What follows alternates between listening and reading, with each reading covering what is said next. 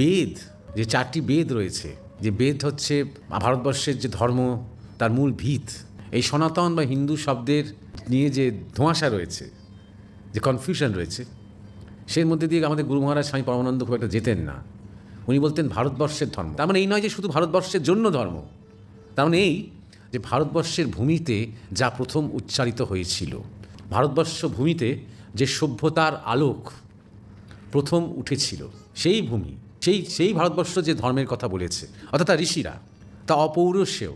অপৌরুষেয় মানে কোনো মানুষের তৈরি করা নয়। এই মুহূর্তে ধরা যাক যদি 5-6টা পরমাণু বিস্ফোরণ ঘটে আর পুরো পৃথিবীর সমস্ত জীব জন্তু মানুষ টানুষ সব নিশ্চিহ্ন হয়ে যায়, তাও এই জ্ঞানটি থাকবে। কিন্তু সেই জ্ঞানের প্রকাশক কেউ থাকবে না, সেই জ্ঞানকে ব্যক্ত করার জন্য কেউ থাকবে না, সেই জ্ঞানকে শ্রবণ করার জন্য কেউ থাকবে না, কিন্তু জ্ঞান থাকবে। এতটাই সত্য এটা।